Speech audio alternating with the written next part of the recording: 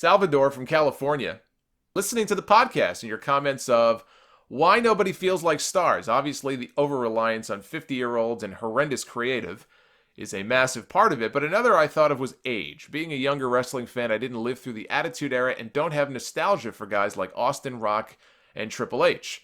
My era was the late 2000s, early 2010s.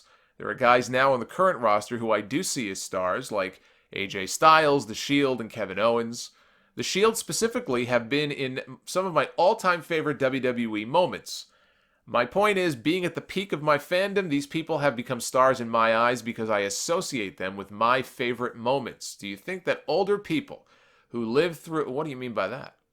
Do you think that older people who live through the Attitude Era see these guys as legends and stars because they experienced them during their wrestling fandom peak? Yeah, of course. I mean, that's not the only part of it, but that's a very big part of it. You know, when I talk about the golden era on this podcast, I'm referring to the late 80s, the early 90s in WWF. And business wasn't even all that great at that point for the company, especially in that early 90s period. But I get very nostalgic about that because that's what I grew up on. I grew up on Hulk Hogan and the Macho Man and the $1 Million Man and the Bulldogs and the Hart Foundation and Demolition and Jake and Perfect and Andre and Rick Rude and Ultimate Warrior and all these guys. See, I can rattle these names off like they're nothing. And I kind of feel badly, honestly, for the people who only grew up in the late 2000s or early 2010s because they really missed out on something special back in the day. I mean, the guys now athletically are just so much more ahead of where those guys were back then, but I just think in terms of what pro wrestling should be and the characters and the theatrics of it and everything, it was so good back then. And you probably feel that way if you grew up, watching the NWA in the Carolinas, and you may have hated WWF. And you grew up on the Four Horsemen and the Road Warriors and Sting and Nikita Koloff and Lex Luger and guys like that. So yes, absolutely. It has a lot to do with what you were watching and who you were watching when you were younger. But you can't lay it all on that. The product itself was just better. It was just better. It was more exciting. And I'll say this much. And I was having a conversation with Webmaster Mike about this last night after the TNA Hall of Fame induction. We were talking about Raw and just overall how god-awful it's been. And made the point that, when they went to 3 hours permanently, they sold their soul, is what they did. They went to 3 hours in 2012. We've now had 6 years of Raw being permanently 3 hours every single week. And that was the beginning of the slide that we're seeing now in terms of the ratings and just the overall interest in the product. I have so many people who say to me, I don't even watch anymore. I listen to your show. I watch other podcasts and YouTube shows. That's how I keep up with the product. I just can't take it anymore. And it's happening more and more and more. And we're seeing this now. The chickens are coming home to roost because when they went to 3 hours every Monday night, go back and listen to those old sound offs. You don't need to just take my word for it. I talked about this at the time. A lot of people did. I talked about the fact they're going to burn their audience out. I didn't know they were getting $50 million or whatever they were getting. It's a lot of money, yes. But you know what? Saudi Arabia, let's look at that whole situation. Yeah, it's a lot of money. But sometimes you got to do the right thing.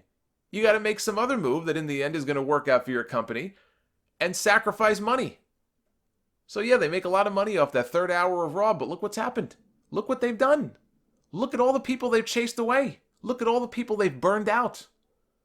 And the point that we were making when I was talking to Mike last night was there was a point in time, you don't have to go back to the Attitude Era, but I'll use that as an example, right? Because that's what I remember. It was just an exciting time to be a fan. You had Raw, you had Nitro, but the key back then was that you had a show that was, let's say it was 2 hours long at that point, right? Whether it was an hour or 2 hours, whatever. When I would watch that show, most weeks, you'd have weeks where maybe the show wasn't so good.